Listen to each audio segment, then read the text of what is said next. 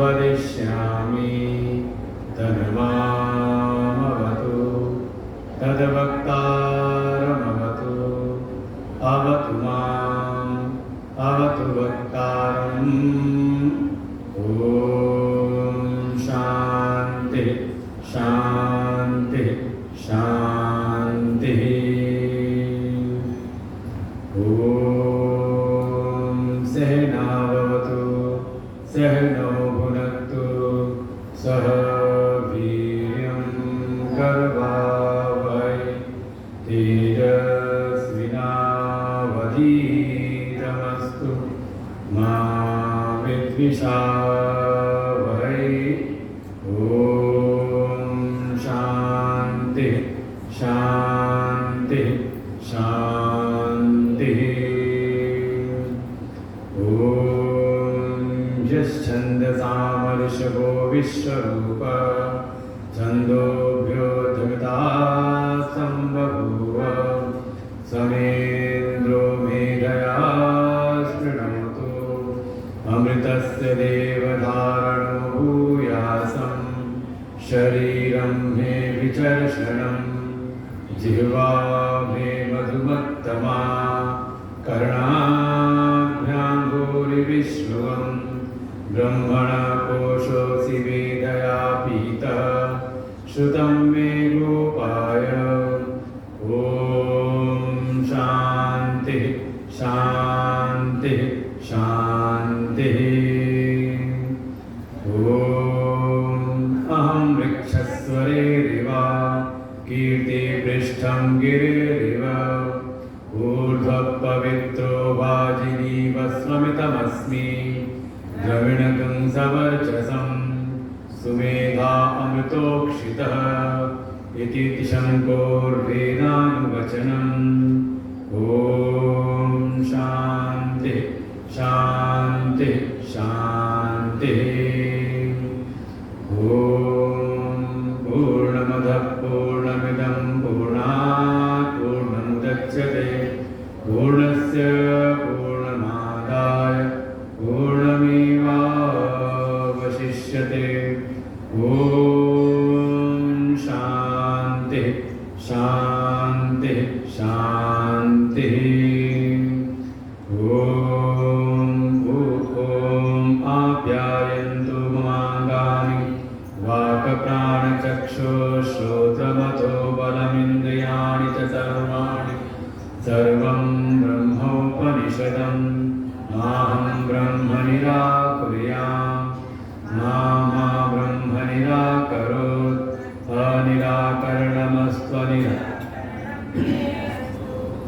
तदात्मनि निवृत्ते य उपनिषत्सु धर्माः ते मयि सन्तु ते मयि सन्तु। ॐ शान्तिः शान्तिः शान्तिः। ॐ मां मे मनसि प्रतिष्ठिता मनो मे वाचि प्रतिष्ठितम् आविर्मयेधि वेदस्य वाणीस्त श्रुतं मे मा प्रहासीरनेनाधीतेनाहोरात्रां धन्यधाम्यरितं वदिष्यामि सत्यं वदिष्यामि तन्मामवतु तद्वक्तारमवतु अवतु माम् अवतु वक्तारम् अवतु वक्तारम्। ॐ शान्तिः शान्तिः शान्तिः। ॐ भद्रं नो अपि वातय मनः। ॐ शान्तिः शान्तिः शान्तिः।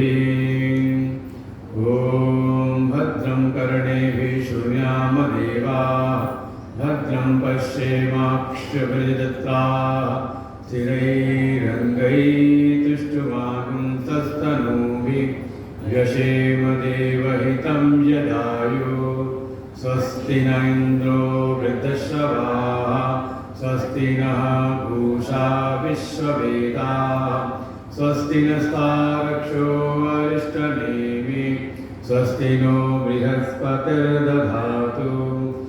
ॐ शान्तिः शान्तिः शान्तिः। ॐ यो ब्रह्माणं विदधाति पूर्वं यो वै वेदांश प्रणोति तस्मै तं हदेवम् आत्मबुद्धिप्रकाशं मुमुक्षुर्वै शरणमहं प्रपद्ये। ॐ शान्तिः शान्तिः शान्तिः।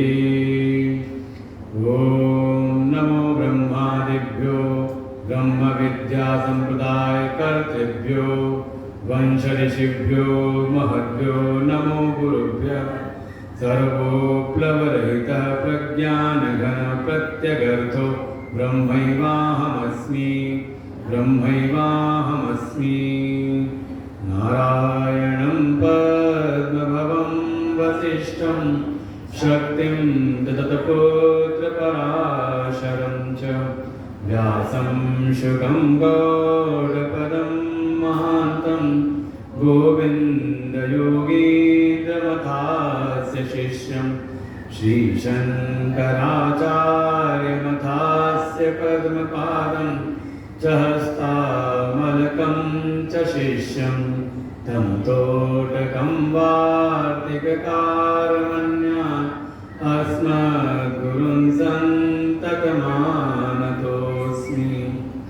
सर्ववेदान्तसिद्धान्त गोचरं तमगोचरं गोविन्दं परमानन्दं सद्गुरुं प्रणतोऽस्म्यहम्।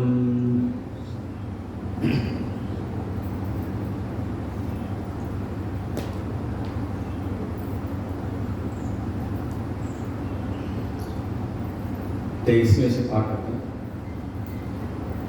विषयेभ्य परावर्त्य स्थापनं स्वसगोलके उभयेषामिन्द्रियाणां सदमा परिकीर्तितः बाह्यानालम्बनं वित्तेः एषोपरतिरुत्तमा सहनं सर्वदुःखानाम्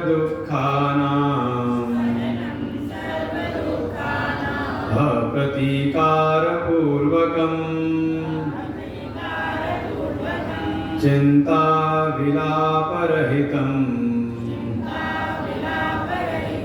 सा तितिक्षा निगद्यते शास्त्रस्य गुरुवाक्यस्य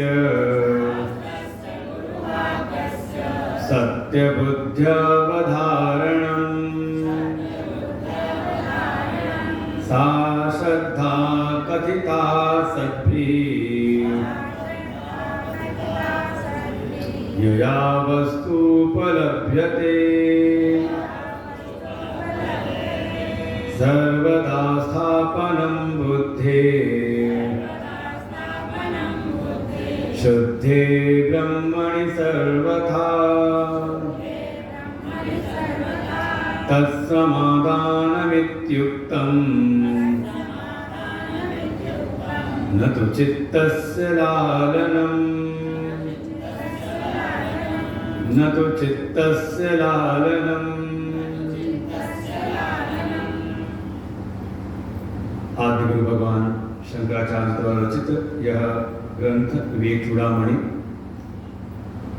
जिसमें मनुष्य जीवन की महिमा का सर्वप्रथम प्रतिपादन किया कि समस्त जीव जंतुओं में जो ये मनुष्य की योनि हमें प्राप्त हुई है, उसमें भी थोड़ी हमारे भीतर सद्बुद्धि लगी हुई है, मनुष्यता है, और उसके उपरांत थोड़ी हमारे भीतर नित्य अनित्य की समझ, वैदिक मार्ग पर चलने की एक जो भावना है, संस्कार है, तो ये हमारे कई जन्मों के पुण्यों के फलस्वरूप। इसलिए जो ये मनुष्यत्व प्राप्त हुआ है, जो थोड़ी बहुत मोक्षा भीतर है, और सबसे बड़ी कृपा की सद्गुरु का हमको आश्रय प्राप्त है। तो ऐसी ये जो उपलब्धि हुई है, इसको व्यर्थ न गंवाएं, बल्कि हम साधनों के मार्ग में आगे बढ़ें। जीवन का जो परम पुरुषार्थ है, परम लक्ष्य है, मोक्ष की प्राप्ति, वो बिना ज्ञान के संभव नहीं है। इस पर विशेष जोर देते हुए फिर ज्ञान की उपलब्धि के साधनों पर प्रकाश डालते हैं कि सुन कोई मिले, श्रवण तो कोई भी करे, लेकिन जो आगे की प्रक्रिया है मनन निधिध्यासन, वो विशेष प्रकार के अधिकारित्व की मांग करते हैं। कुछ विशेष योग्यताओं की अनिवार्यता है। प्रारंभिक स्तर पर वो विद्वान हो, मेधावी हो, थोड़ा तार्किक हो, लेकिन इन सब के उपरांत 4 साधनों की विशेष अनिवार्यता है इस आत्मज्ञान की जिज्ञासा में। इस आत्म तत्व के विचार में 4 साधनों को विशेष रूप से कहा गया है कि ये 4 साधन होने ही चाहिए। साधनानि अन्यत्र अत्र चत्वारि, 4 साधन कौन कौन से? तो कहा विवेक, वैराग्य, शम आदि षट संपत्ति और मोक्षा। फिर क्रमशः एक एक संपत्ति को समझाया कि विवेक क्या है, तो कहा नित्य अनित्य वस्तु विवेक, और उसमें भी ऐसा निश्चय हो जाए कि ब्रह्म सत्यम जगन मिथ्या इति एवं रूपम विनिश्चय, ऐसा दृढ़ निश्चय भीतर हो जाए कि ब्रह्म ही सत्य है, वही परम सत्स्वरूप है, बाकी उसके अतिरिक्त जो कुछ भी है सबका सब अनित्य है, असत्य है। ऐसी जब धारणा हो जाए तो जो असत है, जो अनित्य है, उसके प्रति थोड़ी हमारे भीतर विरक्ति भी हो जाए, वैराग्य भी, उसमें हमारी आसक्ति न हो। तो यह अमूत्र फल भोग विरागा, इस लोक और परलोक के समस्त प्रकार के भोगों में हमारी इच्छा का राहित्य हो जाना, इच्छा से हम मुक्त हो जाए, भोग की इच्छा से मुक्त हो जाए। और स्पष्ट कह दिया कि इस देह से लेकर के ब्रह्म लोक पर्यंत जो भी पदार्थ हैं सबके सब अनित्य हैं, तो उनसे मिलने वाला जो सुख है वो भी अनित्य है। ऐसा बार बार विचार करके उन समस्त विषयों में दोष दृष्टि करते हुए उसका हम त्याग कर दें, इसी का नाम कहा वैराग्य। तो विवेक का परिणाम भीतर वैराग्य उत्पन्न हो, और वैराग्य के बल से हमारे भीतर 6 संपत्तियां आए।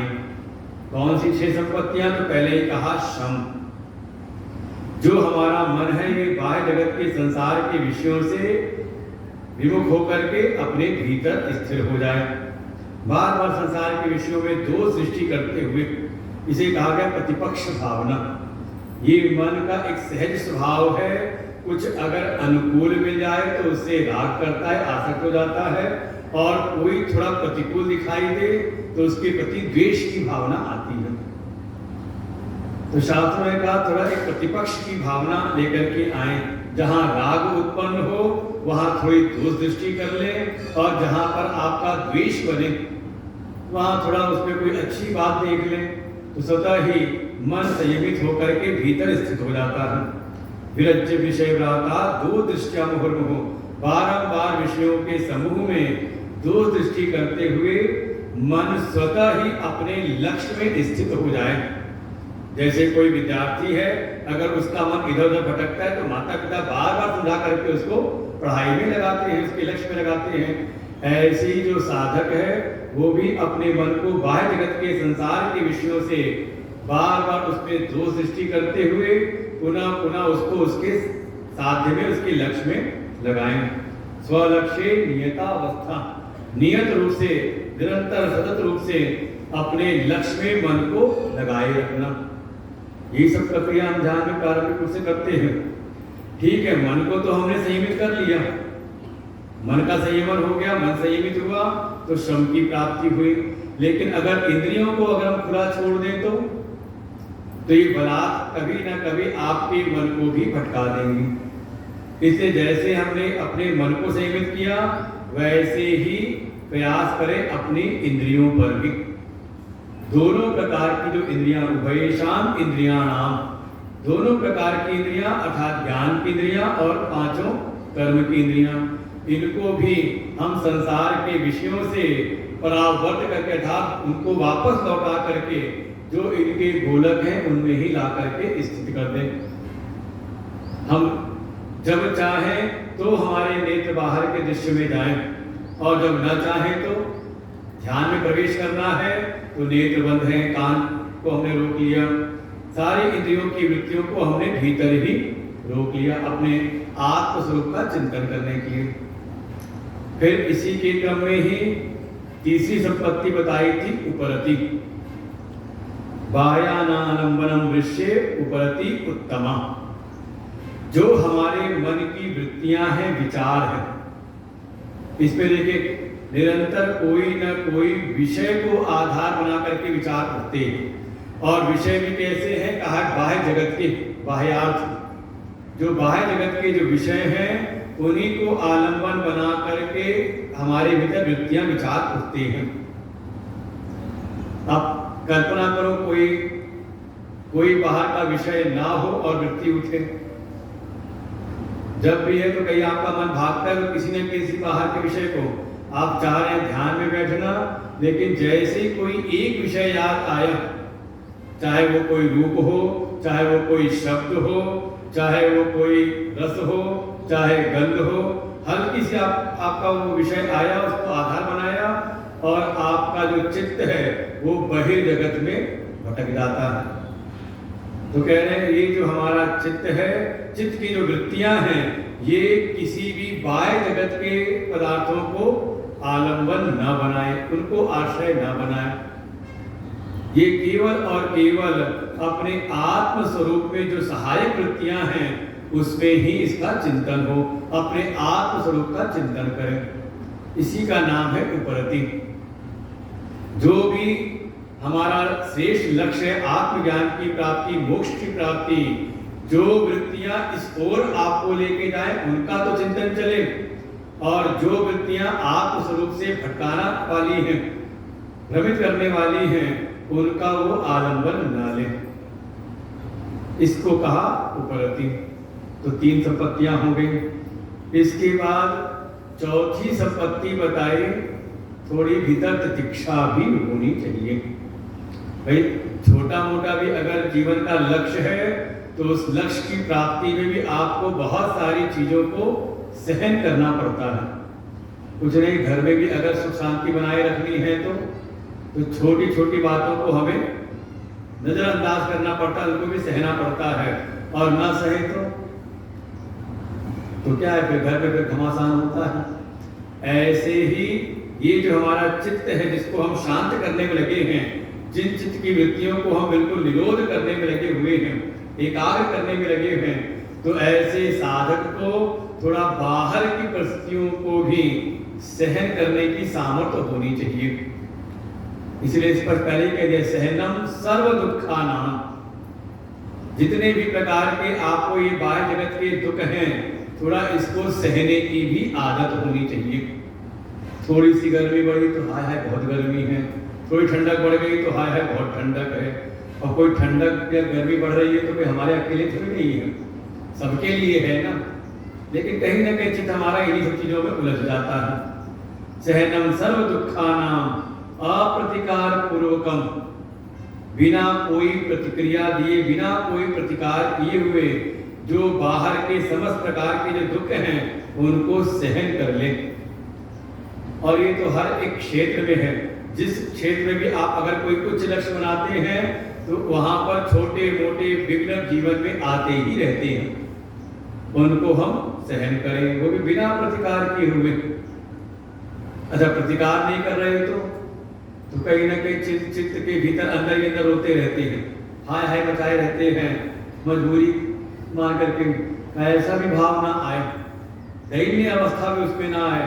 चिंता विलाप रहितम, ज्यादा हमारा चित्त उन बाहर की परिस्थितियों से व्यथित भी ना हो, ज्यादा चिंता से ग्रस्त ना रहे। ये तो भागवत में भी कहा जो चारों सनत कुमार थे, जो देवर्षि नाथ को देखा तो उनको यही बात कही, तवेदम मुक्त संगस्य नोचितम वद कारणम। आप जैसे मुक्त संग को, आप जैसे भगवत भक्त को वास्तव में चिंता करना उचित नहीं है। वद कारणम, अपनी चिंता का कारण बताइए। तो ऐसे यहाँ पर कहा थोड़ी भीतर प्रतीक्षा भी होनी चाहिए। चिंता विलापयितम साध दीक्षा निगद्यते। वास्तव में इसी को हमारे शास्त्रों में कहा गया तप। जब हमने जीवन का कोई श्रेष्ठ लक्ष्य निर्धारित किया तो मार्ग में आने वाली जो भी छोटी मोटी विघ्न बाधाएं हैं उनको हम सहन करते जाएं। तत्काल सब पर प्रतिक्रिया न दें। ज्यादा प्रतिक्रिया देने वाले फंस जाते हैं। किसी ने एक बात कही तो आपने दो बात कह दी, बदले में चार कही तो आपने फिर, और करना भी हो तो एक सीमा बना करके, सीमा के बाद समझ लेना चाहिए वापस आ जाओ अपने लक्ष्य पर। सामने वाले के पीछे पड़ने से कोई फायदा है नहीं। तो इस ऐसा कहा कि चौथी संपत्ति है तितिक्षा। थोड़ी सहन शक्ति भी हमारे भीतर होनी चाहिए। अब ध्यान में प्रवेश करना है तो अब अभ्यास है नहीं तो प्रारंभिक स्तर पर 2 मिनट 4 मिनट भी आप बैठे हो तो कहीं ना कहीं शरीर में दर्द, शरीर में खुजली, कोई ना कोई ऐसी स्थिति आती है और आप तुरंत विचलित हो जाए, प्रतिक्रिया करने लगे उसमें तो फिर आप ध्यान की गहन साधना में फिर आप प्रवेश नहीं कर सकते। धीरे धीरे, जैसे कहते थे पहले कोई नया जूता पहनते थे तो कहते नया जूता काटता था, तो बड़े बड़े कहते नहीं पहनते रहो, धीरे धीरे वो सद जाएगा। तो प्रत्येक कोई भी साधन करना हो तो प्रारंभ में कहीं ना कहीं कुछ समस्याएं, कुछ विघ्न आते ही हैं, लेकिन अगर आप दृढ़ता पूर्वक उसका अभ्यास बारंबार करते रहें तो धीरे धीरे वो आपके लिए सहज हो जाता है। तो अगर ध्यान में प्रवेश करना है तो थोड़ी तितिक्षा भी होनी चाहिए। थोड़ा हम दर्द को भी सहन करें। ये नहीं कि जरा सा हल्का सा कुछ हुआ और हमने आसन बदल दिया, इसका मतलब फिर आप अपने जो समय सीमा है उसका फिर उसको बढ़ा नहीं सकते, तो आदत बनी रहेगी हमेशा ही। और शरीर हिलता रहेगा तो आपका मन भी स्थिर नहीं हो सकता, शांत नहीं हो सकता। भाई जैसे कोई चलती हुई गाड़ी हो, उस गाड़ी में आप बैठे, गाड़ी हिल रही है तो उसमें आपका शरीर भी हिलता ही रहता है। नाव में बैठे, नाव हिल रही है तो नाव में बैठा हुआ शरीर भी फिर स्थिर नहीं रहता। ऐसे ही जब आप ध्यान की साधना में जाते हैं, शरीर आप हिलाते रहो, सोचो कि मन हमारा शांत हो जाएगा, मन एकाग्र हो जाएगा, तो संभव ऐसा है नहीं। तो थोड़ी तितिक्षा भी हमारी बढ़नी चाहिए। पांचवा कहा, इस ज्ञान के मार्ग में आगे बढ़ना है तो आत्मज्ञान में अगर अपनी तीव्रता बढ़ानी है तो पांचवी संपत्ति है श्रद्धा। तो श्रद्धा है क्या? क्योंकि हम बार बार सुनते हैं श्रद्धावान लभते ज्ञानम। जो श्रद्धावान है उसको ही ज्ञान की प्राप्ति होती है। तो श्रद्धा है क्या? तो उसको भी समझाया। शास्त्रस्य गुरुवाक्यस्य सत्यबुद्ध्यवधारणम् सा श्रद्धा कथिता सद्भिः यया वस्तुपलभ्यते।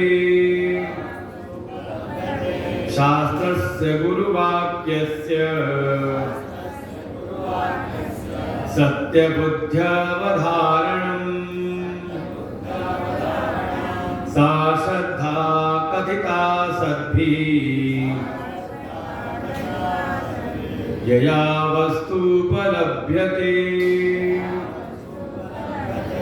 सा श्रद्धा कथिता सद्भिः, उसको ही हम श्रद्धा कहते हैं जिसके द्वारा सत्स्वरूप में अवस्थान प्राप्त हो जाता है, जिसके द्वारा उस सत्य वस्तु की हमें उपलब्धि हो जाती है। तो श्रद्धा है क्या?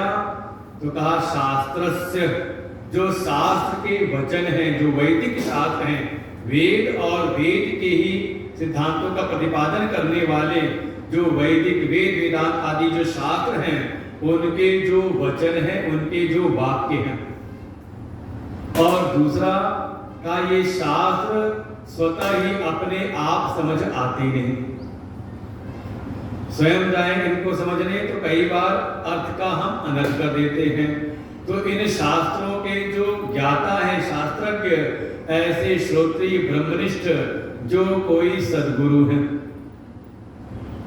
उनके जो वचन हैं, तो पहला शास्त्र और शास्त्र का ही उपदेश करने वाले जो श्रोत्रिय ब्रह्मनिष्ठ शास्त्रज्ञ जो सद्गुरु हैं, उनके जो वचन हैं उसके ऊपर दृढ़ विश्वास, और विश्वास भी कैसा का सत्य बुद्ध्यावधारणम, उनके वचनों को सत्य बुद्धि से भीतर धारण करना, उस पर बिल्कुल सत्यत्व भाव का निश्चय हो जाए कि जो भी शास्त्र में वचन कहे गए हैं वो हमारे हित के लिए हैं। जो सद्गुरु हमें उपदेश कर रहे हैं, जो मार्गदर्शन दे रहे हैं, वो हमारे हित के लिए हैं, ऐसा दृढ़ निश्चय। वहां पर ना आए कि गुरु जी ने कोई बात कही तो हम कहें बात तो सब ठीक है गुरु जी, लेकिन दुनिया भी तो है ना, दुनिया भी संभालनी पड़ती है, तो समझ लें अब वो इस ज्ञान के मार्ग में आगे बढ़ नहीं सकता। और जो दृढ़ निश्चय से गुरु जी ने जो कह दिया उसको अगर जीवन में धारण करके अगर आगे बढ़ता है, जीवन में साधनारत रहता है, तो वही फिर इस आत्मज्ञान के मार्ग में फिर आगे बढ़ जाता है। तो इन दो चीजों के ऊपर दृढ़ विश्वास, शास्त्र वचनों पर और साथ ही शास्त्रों का आधार लेकर के जो सद्गुरु उपदेश कर रहे हैं उनके वचनों पर बिल्कुल दृढ़ निष्ठा, दृढ़ विश्वास हो जाए, बल्कि सत्यत्व बुद्धि हो जाए कि यही परम सत्य है। आज हमें समझ नहीं आता तो आवश्यकता है अपनी बुद्धि के परिमार्जन की। वेद के वचनों को सुधारने की आवश्यकता नहीं है, उसके अनुरूप अपनी बुद्धि को तैयार करना है। और धीरे धीरे जब हमारा साधना करते करते बुद्धि हमारी उतनी सूक्ष्म होती है, बुद्धि उतनी तीव्र होती है, तो धीरे धीरे साधना करते करते हमें वो जो हमने बातों को श्रद्धा से माना था उसको हम अपने जीवन में अनुभव भी कर लेते हैं। तो इसको कहा पांचवी संपत्ति है श्रद्धा। ये परम आवश्यक है। भगवान तो गीता जी में स्पष्ट कहते हैं श्रद्धावान लभते ज्ञान, श्रद्धावान को ही ज्ञान की उपलब्धि होती है। और मानस में भी जो भगवान शिव अगर विश्वास के स्वरूप है तो मां भगवती पार्वती जी श्रद्धा की स्वरूपिणी है। श्रद्धा विश्वास रूपिणो याभ्याम विना न पश्यन्ति सिद्ध स्वांत स्थम ईश्वरम। जो स्वतः सिद्ध अपना अंतर्यामी स्वरूप है, अपना अंतर्यामी जो आत्मा है, उसकी प्राप्ति नहीं हो सकती, चाहे कोई कितना बड़ा भी सिद्ध हो जाए, चाहे दुनिया भर के साधनों को सिद्ध कर ले, लेकिन अगर भीतर श्रद्धा नहीं, विश्वास नहीं, तो अंतस जो आत्मस्वरूप है उसकी सिद्धि, उसकी उपलब्धि उसको नहीं होती। इसलिए श्रद्धा भी परम अनिवार्य है। और फिर ऐसे ही इसी क्रम में साधना करते करते छठी संपत्ति आती है जिसका नाम है समाधान। सर्वदा स्थापनम बुद्धे शुद्धे ब्रह्मणि सर्वथा तत्समाधानमित्युक्तम् न तु चित्तस्य लालनम्।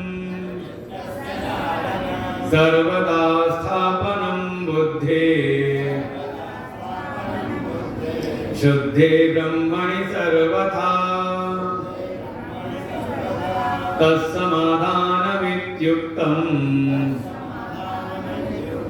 न तु चित्तस्य लालनम्। का समाधानम, चित्त की ऐसी एकाग्रता हो जाए। समझे ये ध्यान की प्रारंभिक स्थिति है। प्रारंभ जब हम करते हैं, ध्यान की प्रक्रिया में प्रवेश करते हैं, तो हमें इसी स्थिति को प्राप्त करना होता है जिसका नाम है समाधान। समाधान समझे, जैसे जीवन में कोई समस्या हो तो क्या ढूंढते हैं, कई समस्या का समाधान क्या है। तो सबसे बड़ी समस्या क्या है, हमारे चित्त की अस्थिरता, मन की चंचलता। समाधान क्या है, का ये हमारा चित्त, हमारा मन एकाग्र हो जाए। तो कैसे होगा? का सर्वदा स्थापनम बुद्धि शुद्धि ब्रह्मणि सर्वथा। बार बार अभ्यास करें, अभ्यास ऐसा हो कि बार बार इस अभ्यास के द्वारा जो हमारा मन बाहर जगत में भाग रहा है, ये किसी एक लक्ष्य के ऊपर ये स्थिर हो जाए। सर्वदा स्थापनम, मन हमारा भीतर से बाहर जाए, चाहे जो भी कार्य करें, कार्य व्यापार करें, लेकिन हमारा मन बिल्कुल अपने लक्ष्य पर। और नहीं तो दुनिया में देखें लोग बहुत इसमें माहिर होते हैं। कोई व्यवसायी है तो कोई व्यापारी है, वो चाहे दुकान पर बैठ के दुनिया भर के व्यापार लोगों से व्यवहार करता रहे, लेकिन उसका चित्त कहाँ रहता है?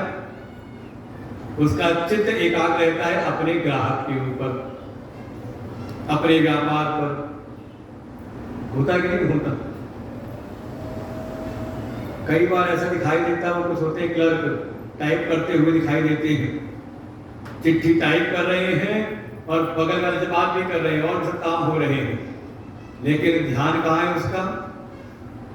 चाहे जितना कार्य व्यापार कर रहा हो, ध्यान उसका अपने बटनों पर ही होता है। उंगलियां चलती रहती, लेटर चिट्ठी टाइप हो रही है और अगल बगल से बातचीत भी कर रहा है।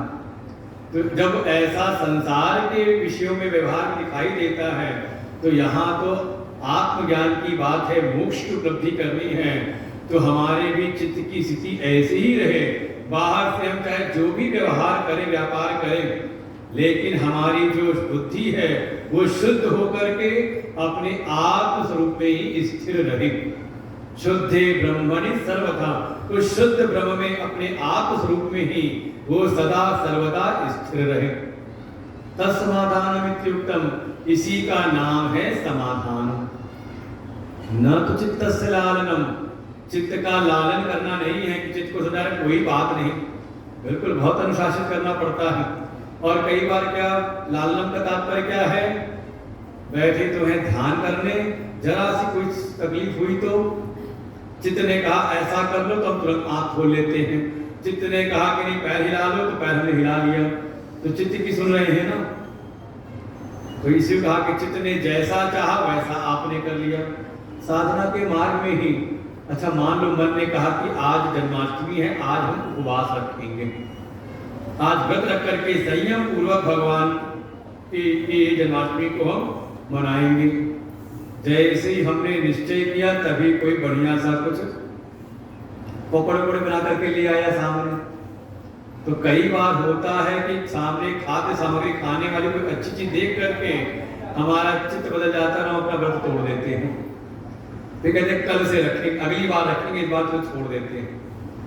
क्या किया? चित्त ने जैसा चाहा वैसा हम उसको देने लगे। का चित्त का लालन नहीं करना है, बल्कि उसको संयमित करना है। चित्त जहां ले जाना चाहे वहां हम ना जाएं, बल्कि जहां हम लगाना चाहें अपने चित्त को हम उस लक्ष्य में लगाएं। चित्त को बार बार समझा करके, उसको अनुशासित करके, उसको संस्कारित करके अपने आत्म स्वरूप में ही लगाए रखें। इसका नाम है समाधान। तो ये 6 संपत्तियां हो गई। पहला है शम। शम अर्थात हमारा जो मन है, मन की शांति हो जाए, मन अपने लक्ष्य में स्थिर हो जाए। दूसरा है दम। दम अर्थात इंद्रियों की शांति हो, इंद्रियां एकाग्र हो करके बहिर् जगत के विषयों में ना जाएं, बल्कि अपने लक्ष्य में स्थिर हो जाएं। उपरति तथा कर्मों में शांति हो, अनावश्यक बाहर के विषयों में हम न उलझे रहें, अपने लक्ष्य पर निर्धारित रहे, केंद्रित रहे, इसका नाम है उपरति। फिर थोड़ा शरीर में भी शांति हो, तितिक्षा, छोटी मोटी विघ्न बाधाओं से हम व्यथित ना हो जाएं। कहा थोड़ी तितिक्षा सहन शक्ति को बढ़ाएं। फिर 5वां आया श्रद्धा। ये जो बुद्धि है, बुद्धि कहीं एक जगह आकर के समर्पित हो जाए।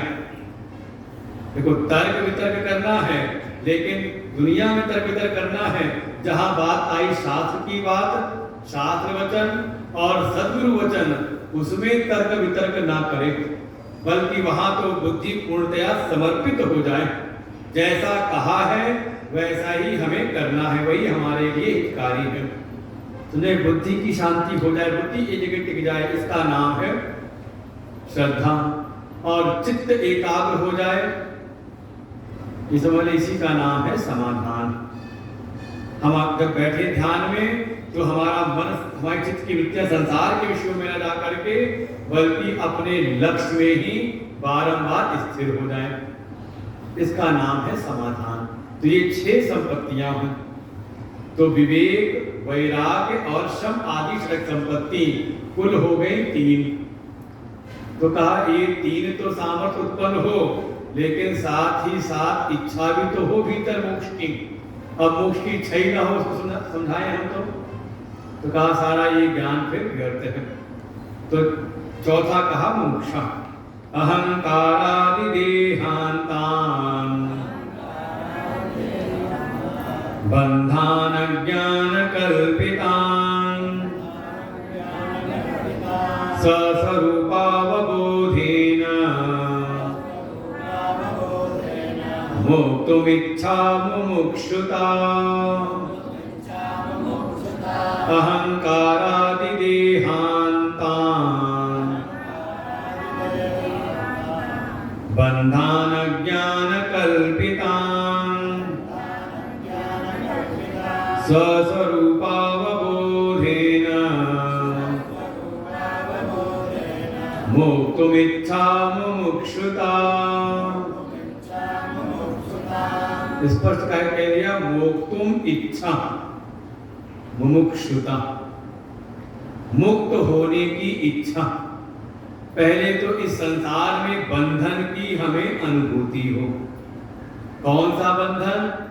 हम नहीं चाहते कि हमें संसार में कहीं से दुख मिले, और उन दुखों की निवृत्ति के लिए हम दिन रात प्रयास करते हैं, लेकिन सारे प्रयासों के बाद भी ये दुखों का बंधन छूटता हुआ हमें दिखता नहीं। लगता है जितना प्रयास करते हैं उतना ज्यादा ही उलझते जा रहे हैं दुख के बंधनों में। ये पहले तो संसार का बंधन हमें अनुभव महसूस हो। उसे कहा अहंकारादि देहांतान, अहंकार से भीतर जो सूक्ष्म अहंकार से लेकर के जितने भी ये व्यक्त स्वरूप हैं, देह हैं, इन सब अहंकार भीतर की वृत्तियों से और साथ ही इस शरीर में, इनमें पहले तो अज्ञान कल्पित बंधन हमें महसूस हो कि कहीं ना कहीं अपने इस सीमाओं को हम समझने लगे, कहीं ना कहीं अहंकार से हम अपने देह बंधनों से सीमित हो रहे हैं। भाई चाहते तो बहुत कुछ है, अच्छा मान लो ध्यान में बैठना है तो अब इस यहां से कहा जाएगा कि बिल्कुल बिना पैर हिलाओ आसन ना हिले, लेकिन जहां 2-3 मिनट हुआ बैठा नहीं जाता, कमर में दर्द होने लगता है, पीठ में खुजली, कहीं गर्दन झुक जाती है। तो क्या है ये? का ये सब की सब देह के बंधन है। ये देह की भी एक सीमा है। ये समझ लें, दुख का भी एक सीमा तक ये सहन कर सकता है, और सुख की भी एक सहन करने की सीमा इसमें है। तो हर प्रकार से ये हमें बंधन ही देता है। तो इन सारे अज्ञान कल्पित देह बंधनों से, देह आदि के बंधन से जो भीतर मुक्त होने की इच्छा है, और कैसे होंगे? का स्वस्वरूपावबोधेन, जो अपना नित्य शुद्ध बुद्ध मुक्त स्वरूप अपना आत्मा है, जिसकी कोई सीमा नहीं, जो सब में है, सब जगह है और आनंद स्वरूप है, ऐसे अपने आत्म स्वरूप के अनुभव के द्वारा इन देह आदि की परिच्छिन्नताएं, देह आदि की सीमाओं से मुक्त होने की इच्छा। भाई देह में स्थिर है तो देह का जन्म है तो मृत्यु भी निश्चित है, लेकिन मरना कोई चाहता नहीं। तो कैसे मुक्त होंगे इससे? का वास्तव में अपने स्वरूप बोध के द्वारा, जो जन्म और मृत्यु से रहित है, जिसमें न जन्म है न मृत्यु है, न जरा है न बुढ़ापा है, उस अपने आत्म स्वरूप के बोध के द्वारा मुक्त होने की जो इच्छा है। अब कम से कम आप लोगों को इतनी इच्छा तो आ ही चुकी है, आत्मा को जानने की इच्छा, ब्रह्म को जानने की इच्छा, मुक्त होने की इच्छा। तो ये जो भीतर बार इच्छा जागृत हो रही है, जो आपको बार बार खींच करके ला रही है आश्रम में, सत्संग में, स्वाध्याय में, इसी का नाम है मुमुक्षा। तो ये हो गए 4 साधन। नित्य अनित्य का विवेक, उसके परिणाम स्वरूप भीतर वैराग्य, अनित्य पदार्थों से वैराग्य। फिर धीरे धीरे 6 संपत्तियां, शम, दम, उपरति, तितिक्षा, श्रद्धा, समाधान, और सबका परिणाम भीतर मुमुक्षा भी हो। ये चारों संपत्तियां हों। अब इसके बाद थोड़ा मुमुक्षा पर जोर देते हैं। मंद मध्यम रूपापि वैरागेण समाधिना प्रसादेन गुरो सेयम् प्रविद्धा सूयते फलम्। मंद मध्यम रूपापि वैराग्येण समाधिना प्रसादेन गुरो सेयम् प्रविद्धा सूयते फलम्। जैसी संसार की वस्तुओं की इच्छा है, जैसे हमारे भीतर अर्थार्थी भाव है, वो की इच्छाएं हैं, वैसी लगता है कि हमारे भीतर उतनी तीव्र मुमुक्षा नहीं है। ये मन में लगता है कई बार कि अगर तीव्र मुमुक्षा हो तो आप एक समय इस मोक्ष की प्राप्ति के सबका त्याग करने के तैयार हो जाते हैं। तो आचार्य कहते हैं, मान लो अगर उतनी तीव्र मुमुक्षा भीतर नहीं भी है, मंद मध्यम रूपापि, अगर मंद मुमुक्षा भी है, हल्की फुल्की मुमुक्षा भी है, जैसे कभी बार परिस्थितियों में याद आती है, ऐसे तो आप सुख संसाधनों में खोए रहते हैं, लेकिन जरा सा कहीं कोई कष्ट मिले तो हे प्रभु कब छुटकारा मिलेगा इस घर गृहस्थी के झंझटों से, हे प्रभु कब छुटकारा मिलेगा इस शरीर के इन कष्टों से। क्या हुआ, कभी न कभी परिस्थितियों के द्वारा ये उपस्थित हो जाती है। कहीं कहते कई तरह के वैराग्य कहे जाते हैं। एक तो है मरकट वैराग्य, जब कुछ नहीं मिला तो लगा कि बस सबका सब निस्सार है। कब कहा जब नहीं मिलेगा, अब मिल जाए तो काफी टूट पड़ते। फिर कहा दूसरा, कहा शमशान वैराग्य, जब शमशान में गए देखा अरे सब चला चली का खेल है, देखो कौन कहाँ रहने वाला, सब यही छूट जाता है, और जहां घर वापस आए तो फिर दुनियादारी में। तो ऐसी अगर मुमुक्षा भीतर मंद है या मध्यम भी है, लेकिन वैराग्य और समाधि संपत्तियां थोड़ी बहुत हैं, तो धीरे धीरे ये सब के सब आपको ले आती किसी संत की शरण में, सतगुरु की शरण में। देखो अभी बहुत तीव्र नहीं, लेकिन मंद रूप में भी है, तो थोड़ी बहुत भी है, तो आप आ जाते हो सत्संग में, स्वाध्याय में, और यहाँ आकर के वेद वेदांत का, गीता उपनिषद का आप श्रवण करते हो, गुरु की सेवा में लगते हो। तो गुरु की सेवा करते करते क्या परिणाम होता है, तो का प्रसादेन गुरोसेयं प्रविद्धा सूयते फलम्। का धीरे धीरे ये आपको सत्संग स्वाध्याय में सद्गुरु की शरण में आते हैं, और गुरु की सेवा करते हुए, ये बहुत आवश्यक है सेवा का। ये दुनिया वाला ज्ञान नहीं कि आप किताब से पढ़ करके कर लोगे, यहाँ गुरु सेवा बहुत अनिवार्य है। और गुरु सेवा करते करते परिणाम क्या होता है, ये जो मंद रूप में थी, मध्यम रूप में आपकी मोक्षा, वैराग्य, समाधि सब संपत्ति धीरे धीरे ये तीव्रता को प्राप्त होते हैं, और आपको इसका जो परम फल है वो आपको प्रदान करा देते हैं, सूयते फलम्। इसलिए गुरु शरणागति, गुरु सेवा परम अनिवार्य है। जो भी अपनी शक्ति सामर्थ्य उसके अनुरूप हम गुरु आश्रय में लगे रहें। वैराग्यं च मुमुक्षुत्वं तीव्रं यस्य तु विद्यते तस्मिन्नेवार्थवन्तं स्युः फलवन्तः समादयः। वैराग्यं च मुमुक्षुत्वं तीव्रं यस्य तु विद्यते तस्मिन्नेवार्थवन्तं स्युः फलवन्तः शमादयः। और गुरु सेवा करते करते जिसमें ये वैराग्य और मुमुक्षुत्व तीव्र हो जाते हैं, तीव्रता का जिसमें विद्यमान हो जाते हैं, एक तो मोक्ष प्राप्ति की इच्छा, भोक्तुम इच्छा, और दूसरा इस संसार के अनित्य पदार्थों से वैराग्य, जिसमें भी ये तीव्रता को प्राप्त होते हैं, तस्मिन एव अर्थवन्तः, उसके भीतर ही ये सारा वेदांत का जो आपने ज्ञान सुना है, इसका जो अर्थ है भीतर स्थापित होता है। और धीरे धीरे उसके ही भीतर और भी जो गुण है, शम आदि गुण, ये शम दम उपरति तितिक्षा श्रद्धा समाधान, ये जो 6 संपत्तियां हैं, उसी में ये फिर सफल होती हैं, अर्थवान होती हैं, उसी में सार्थक होती हैं, और फिर उसको जो परम गति है, परम लक्ष्य है, उसकी प्राप्ति करा देती हैं। और मान लो किसी के भीतर ये मुमुक्षा और वैराग्य न जागृत हो तो एतयोर्मन्दता यत्र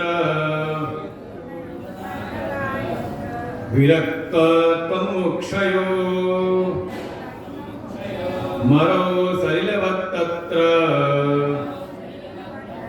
क्षमादे भासमात्रताम् एतयोर्मन्दता यत्र विरक्तत्वमुक्षयो मरो सलिलवत्तत्र क्षमादेर्भासमात्रताम्। और जहां पर ये वैराग्य और मुमुक्षा तीव्र नहीं होती, मंद पड़ी रहती है, और कारण यही है शायद उतनी मात्रा में गुरु की सेवा में नहीं लगे। देखो जीवन में क्या है, हम श्रोता तो बन जाते हैं, सत्संगी तो बन जाते हैं, लेकिन सेवक नहीं बन पाते, गुरु भक्त नहीं बन पाते। और श्रुति भगवती कहती यथा देवै तथा गुरु, जैसी भक्ति आपकी अपने इष्ट में है, देवता में है, वैसी भक्ति आपकी अपने गुरु में हो जाए। यस देवे परा भक्ति था देवै तथा गुरु। बिल्कुल जैसे हम आए, कभी श्रोता बन करके सत्संग सुनने लगे, अच्छा लगा, तो धीरे धीरे हम एक कदम आगे बढ़े। जिन गुरु से हमने ये ज्ञान प्राप्त किया है, ज्ञान हमें प्राप्त हो रहा है, अच्छे संस्कार मिल रहे हैं, थोड़ा एक कदम आगे बढ़े, उनकी सेवाओं में लगे, उनके द्वारा स्थापित जो भी प्रकल्प हैं, जो भी सेवाएं हैं, उसमें थोड़ा अपना अंश दान करें। परिणाम धीरे धीरे उनकी सेवा करते करते ही भीतर वैराग्य की वृद्धि होती है, और हमारी मुमुक्षा भी दृढ़ होती है। और 10 साल सत्संग सुनते रहे, लेकिन गुरु की सेवा में नहीं लगे तो कई बार कहीं ना कहीं चित्त की स्थिति हो जाती है, बस सुनने में अच्छा लगता है, सुनते रहते हैं, लेकिन सत्संग के बाद सत्संग दिखाई देती है भीड़, और उसके बाद किसी न किसी रूप में अगर सेवा में नहीं लगते, उसके बाद किनारे हो गए तो कि फिर अगले साल सत्संग होगा, फिर आ जाएंगे, समझे। उनमें फिर ये वैराग्य और मुमुक्षा का उसमें तीव्र नहीं होती। और जिसमें ये 2 चीजें, मुमुक्षा और वैराग्य, तीव्रता को प्राप्त नहीं होते, ये सामर्थ्यशाली नहीं होते, तो उनके भीतर अगर नियम संयम भी बहुत अच्छा आ जाए, कई बार लोग कह देते हैं अरे ये पैंट शर्ट में ही रहते हुए कहा कैसे है, घर में रहते हुए ही बिल्कुल साधु हैं, संत हैं। क्या आधार है? का बहुत संयम से जीवन जीते हैं, इनका खान पान में संयम है, इनका बोलचाल में संयम है, बहुत संयमी जीवन जीते हैं। और लोग कह रहे थे कौन है? कहा ये संत ही है, घर में रहते हुए संत। आचार्य कह रहे हैं अगर वैराग्य जागृत नहीं है और मुमुक्षा नहीं है, तो उसके भीतर अगर ये संपत्तियां दिखाई दे जाए, कौन सी? सम दम उपरति तितिक्षा इत्यादि, उनमें संयम चाहे कितना दिखाई देता रहे, का ये बिल्कुल वैसे ही है जैसे रेगिस्तान में कोई जल का स्रोत। क्या होगा? कुछ दिन में वो सब सूख जाएगा, जल वो कारगर नहीं होगा। एक मंदता यत्र व्यक्तत्व मुक्षया, जहां पर जिसमें भी ये वैराग्य और मोक्षा दृढ़ नहीं है, और ये दृढ़ता को प्राप्त होती है गुरु सेवा से। जितनी मात्रा में आप किसी विरक्त श्रोत्रिय ब्रह्मनिष्ठ सद्गुरु की सेवा में लगते हैं, उतनी मात्रा में आपके भीतर वैराग्य और मोक्षा ये तीव्रता को प्राप्त होते हैं। और नहीं हुए तो उनके भीतर ये शम आदि जो संयम नियम दिखाई दे रहा है उनमें, ये बिल्कुल वैसे ही भासमान होते हैं जैसे मरुस्थल में, रेगिस्तान में जल की प्रतीति होती है। कुछ दिन दिखाई देते हैं, उसके बाद उनका सब उसी में डूब जाता है, सब सूख जाता है सब। इसलिए आवश्यक है गुरु की सेवा में लग करके जो हमने सुना है, जो संस्कार हमें मिले हैं, जो हमारे भीतर ये मोक्षा और वैराग्य मंद है, मध्यम है, उसको समय रहते ही हम तीव्र बनाएं। परिणाम स्वरूप धीरे धीरे हमारे भीतर सारी संपत्तियां आती हैं और हम जीवन के जो परम लक्ष्य, जो मोक्ष है, उसके लिए हम परम अधिकारी हो जाते हैं। इसीलिए अब आगे कहा कि ये सब साधन करते हुए एक विशेष सामग्री की होनी भी अनिवार्यता है, और वो सामग्री का नाम है भक्ति, समर्पण भाव। मोक्ष कारण सामग्र्याम भक्तिरेव गरीयसी स्वस्वरूपानुसंधानम् भक्तिरित्यभिधीयते स्वात्मतत्त्वानुसंधानम् भक्तिरित्यपरे जगुः मोक्ष कारण सामग्र्याम भक्तिरेव गरीयसी स्वस्वरूपानुसंधानम् भक्तिरित्यभिधीयते स्वात्मतत्त्वानुसंधानम् भक्तिरित्यपरे जगुः। आगे आचार्य कहते हैं जितनी भी मोक्ष की सामग्री है, मोक्ष कारण सामग्र्याम, मोक्ष की उपलब्धि के लिए जितनी भी सामग्रियां हैं, जितने भी साधन बताए गए हैं, उन सब में भक्ति रेव गरीयसी, उन सब में भक्ति ही सर्वोत्तम है, सबसे श्रेष्ठ साधन है। भक्ति अर्थात मंदिरों के चक्कर लगाना, इसका नाम भक्ति नहीं। रोज भागवत सुन रहे, भक्ति माने अपने इष्ट के साथ में थोड़ा अपनापन हो, उनसे एक संबंध की अनुभूति हो, संबंध की प्रगाढ़ता हो। जैसे हम अपने लौकिक जगत के संबंधों का निर्वहन करते हैं, उनका ध्यान रखते हैं, ऐसे ही जो हमारे इष्ट हैं, जो हमारे सद्गुरु हैं, उनके प्रति भी हमारा समर्पण हो। इसका नाम है भक्ति। यस्य देवे परा भक्ति यथा देवै तथा गुरु, जैसी देवताओं अपने इष्ट के प्रति भक्ति है, वैसे ही समर्पण गुरु के प्रति हो जाए। इसका नाम है उत्तम साधन रूपी भक्ति। और ये नहीं तो केवल पूरम चल रहा है, हम केवल श्रोता बनकर के जीवन व्यतीत कर देते हैं, हम गुरु भक्त नहीं बन पाते। भगवान जगत गुरु भगवान शंकराचार्य जी का एक ग्रंथ है भज गोविंदम, अंतिम निष्कर्ष उन्होंने निकाला उसके अंतिम श्लोक में, गुरु चरणा मुझ निर्भर भक्त संसारात अचिरात भव मुक्त। कहाँ लिखा हुआ है? आपके आश्रम में जहाँ भगवान जी का विग्रह विद्यमान है, उन्हीं के ऊपर देखना 4 पट्टियां लगी हुई हैं, उसी एक पट्टी पर यह श्लोक लिखा हुआ है। जिसको भी इस भवसागर से तत्काल मुक्ति प्राप्त करनी है, उपाय क्या है? गुरु चरणों के निर्भर भक्त हो जाओ, उन पर आश्रय भाव दृढ़ हो जाए, उनसे प्रीति हो जाए, ऐसी भक्ति ही इस मुक्ति के मार्ग में सर्वोत्तम साधन है। और ऐसी भक्ति ही आपको फिर आगे बढ़ाती है किसमें?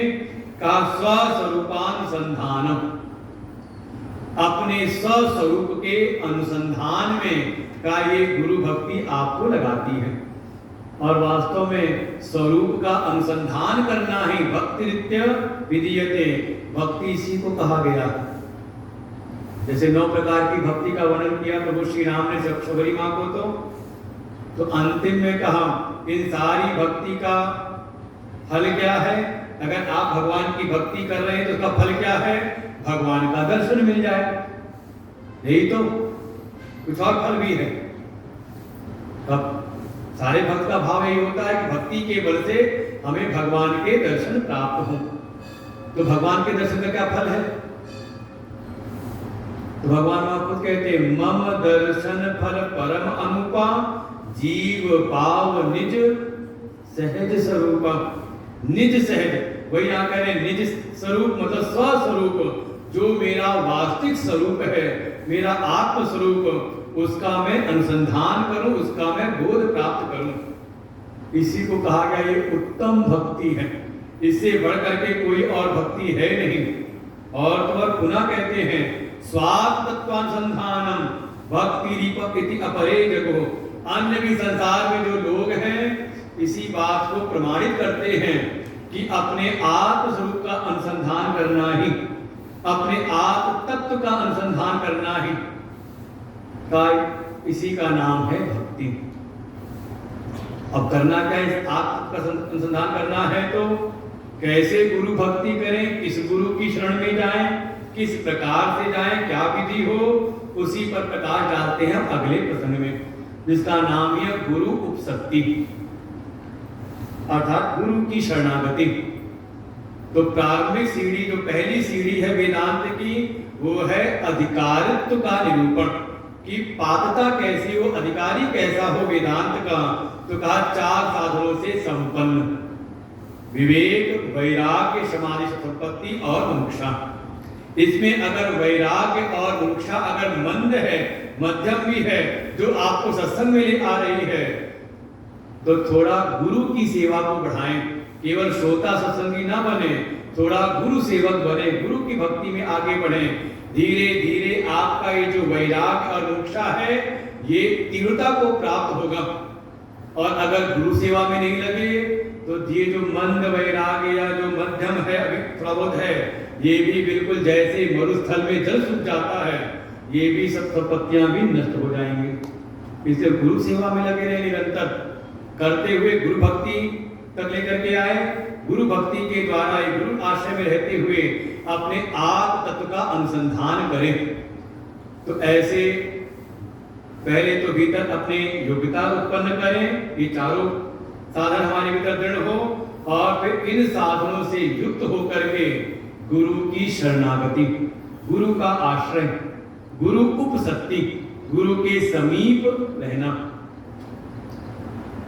तो कैसे गुरु के पास में, गुरु के क्या लक्षण हैं, और किस विधि के अनुसार, किस प्रकार के हमारे भीतर प्रश्न हो, जिज्ञासा हो, तो वो अगला प्रसंग है जो हम लोग कभी अगले सत्र में लेंगे। जब कभी ऐसी व्यवस्था बनेगी तो हम लोग उसको उसमें प्रवेश करेंगे। कम से कम जितने भी जिज्ञासु हैं, जितने भी इस को सुनने के इच्छुक हैं, वो कम से कम अपना नाम और नंबर लिखवा दें। भी कोई निश्चय नहीं है कि कब हम आएंगे, जब आएंगे या 3-4-5-6 दिन के लिए, इसी क्रम में आगे सुनाते रहेंगे। तो हमारे गोपाल जी पर अपना नंबर लिखवा दें, अपना नाम और नंबर। व्हाट्सएप हो तो बड़ी अच्छी बात है, आपको आश्रम के व्हाट्सएप ग्रुप में जोड़ दिया जाएगा। तो जब भी ऐसा अवसर होगा, 2-4 दिन, 5-6 दिन, तो इसको हम आगे क्रमशः लेते रहेंगे। इसका हम स्वाध्याय चिंतन आगे भी क्रमशः करते रहेंगे। ऐसे हमारा मेरठ में होता है, एक स्थान निश्चित है, वहाँ जब भी हम मेरठ में रहते हैं 7-8 दिन, तो अपना इसको हम आगे ले लेते हैं। लगभग 50 से ज़्यादा क्लासें हो चुकी हैं उसकी, लगभग 100-150-200 श्लोक भी हो चुके हैं। तो क्रमशः धीरे धीरे एक एक प्रसंग को हम जब बार बार सुनते रहेंगे तो ये हमारे चित्त में फिर अच्छी प्रकार से बैठ जाएगा। तो इस बार तो यहीं पर विश्राम लेते हैं, अधिकारी तक ही अगली बार गुरु की शरणागति। कैसे गुरु के पास जाएं, वैसे आपको चिंता करने की आवश्यकता है नहीं। अगर पूज्य गुरुदेव से अगर आप दीक्षित हैं या उनके प्रति आपकी श्रद्धा है तो आपके जीवन में ये भटकाव तो नहीं है। हाँ, बस आवश्यकता है अपनी सेवाओं को और बढ़ाना। अपनी स्पष्ट कहा यहाँ पे गुरु से अगर हमारे भीतर मन रूप में भी संपत्तियां हैं, अगर हम अपनी गुरु सेवा को निरंतर बढ़ाते जाएं तो धीरे धीरे ये संपत्ति हमारी दृढ़ हो जाती है और जहां गुरु वचन सुनते सुनते ही अपने आत्म स्वरूप में स्थिति हमें प्राप्त होती, आत्मनिष्ठा प्राप्त हो जाती है। तो आप सबको इस व्यासपीठ से ऐसा आशीर्वाद प्राप्त हो, गुरुदेव की ऐसी कृपा मिले कि धीरे धीरे आप अपनी गुरु भक्ति में, गुरु सेवा में आगे बढ़ें और इस ज्ञान के मार्ग में आपको निष्ठा प्राप्त हो। इन्हीं शब्दों के साथ आज का ये सत्र यहाँ पर विश्राम लेता है। सुबह का शाम को वही 3:30 बजे भजन के आनंद लेने हो तो 3 बजे आ जाए। हमारे सब संगीत वाले कल तो 2:45 पर बैठ गए थे और स्वयं भी आए और अपनी गुरु भक्ति को सिद्ध करें। गुरु भक्ति मतलब जिन गुरु की सेवा में हम लगे हैं उसमें 10 लोगों को और लगाएं, ये भी गुरु भक्ति है। तो कम से कम और लोगों को लेकर आज अंतिम सत्र होगा शाम का भी, और सत्संग के उपरांत फिर 8 बजे से यहाँ पर भजन संध्या प्रारंभ हो जाएगी और चलेगी 12 बजे तक, भगवान के प्राकट्य तक चलेगी। उसके बाद भगवान की आरती और फिर भगवान का जन्माष्टमी का प्रसाद भोग आप सबको यहाँ प्राप्त होगा। तो उसके लिए सब एकत्रित हो शाम को। शांति शांति शांति।